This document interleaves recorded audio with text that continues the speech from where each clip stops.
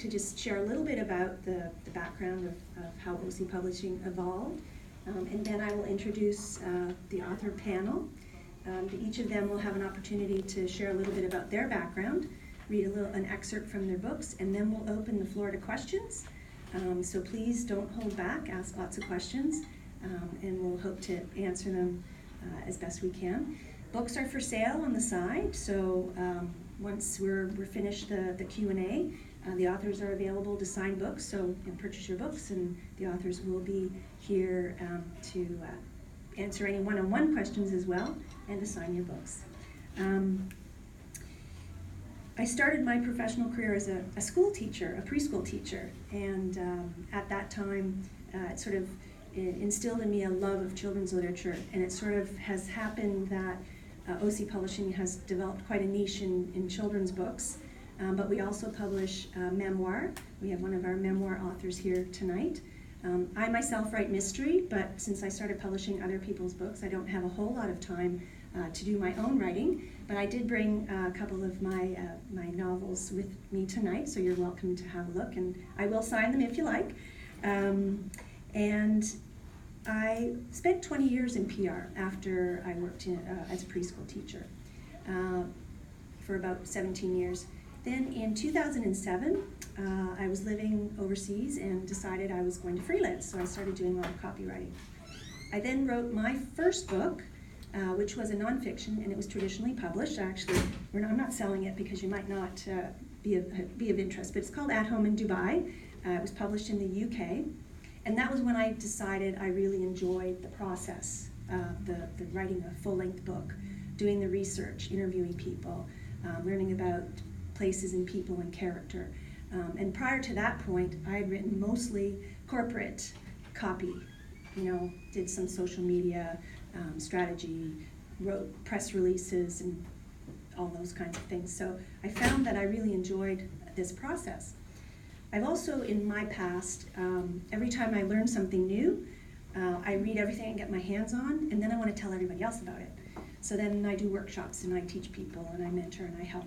And a lot of that was done sort of, little piecemeal bits and pieces. Well, while I was doing the copywriting, I thought, well, you know what, I could start doing workshops, and so that sort of evolved from there. At the same time, I was going through the change and had, some really interesting things going on, emotionally and physically, and sat down one night, and what do you do as a writer to work through something? You sit down at a keyboard, you start hammering out, how you're feeling. And I thought, oh my goodness, I could start a blog and write about the mad ramblings of a perimenopausal woman. I thought, oh God, no, nobody can know what's going on in my head. So I just started creating this character named Abby, and that's when my first novel was born, and it was published in 2013 and won an IPPY Award, Independent Publisher Book Award. And it was a lot of fun. I went to New York, got the award, and then you're like, oh wow, I can really do this. And started working, thought, oh, I like fiction. So I started working on my second novel, which was published in 2015. When I first wrote the first book, I started querying agents, as people tell you should do. I started researching the whole publishing industry. With my background in research and writing, it was a logical next step for me. I got some really great, feedback. People were interested. They wanted to see chapters. That process was about a year long, and I thought, oh, this is taking too long. 1 year. Okay, those of you who are authors in the room know that 1 year is like a little blip on the screen. But I was getting impatient, so I started studying the whole self-publishing realm. I had heard horror stories about vanity publishing. I had a fairly good experience with my publisher, but things weren't happening fast enough for me. So I thought there must be something in between. So I started thinking about a model that I would be comfortable with, a model of publishing that I would be comfortable with as I was coaching other writers. And then 3 years ago, I moved back home after 25 years living as an expat. And I thought, well, I need to formalize this, and that's when OC Publishing was born. I'm very happy to tell you that my very first author is with us here tonight, Diane Boehm, who's traveled from Houston. Diane and I met in Dubai, and actually Montaha and I met in Dubai as well. It's very funny how things kind of come full circle. And then Angela and Cindy are local, so you have a really nice sort of mixture of folks. So when I was working with Diane, she started working with me in the mentoring phase of my evolution, and we talked a lot about the publishing process, but at the time she was working on a novel, and so I was coaching her through the writing process. When I started the company, she says, "Oh, that's great, let's get this published."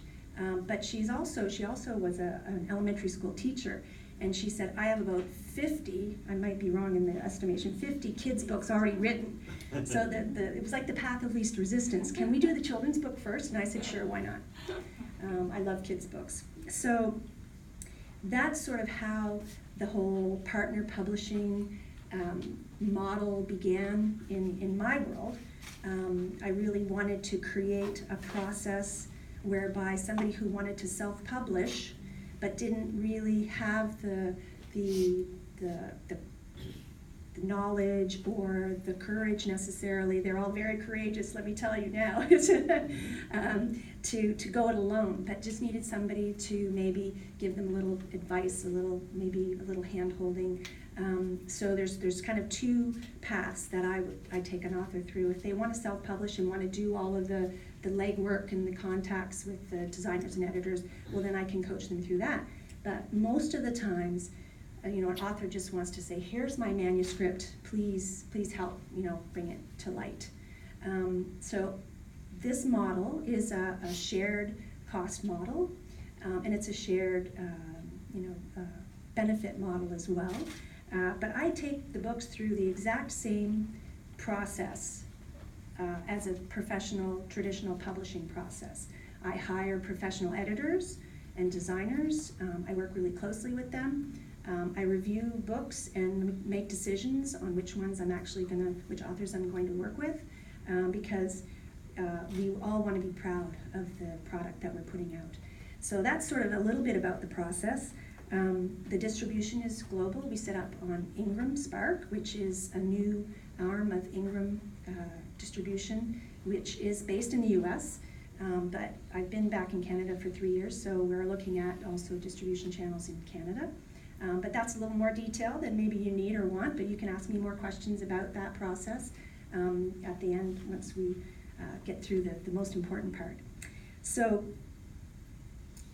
as a first-time author, the process can be quite daunting. So I know what my own personal experience was, but I would like for these wonderful, amazing, inspiring, courageous women to share their stories as well. So I'm going to hand it over to each one individually to share their story with you and to read an excerpt from their books, and then we'll open to Q&A. So the first author I would like to introduce you to is Cindy Tingley, who is here local.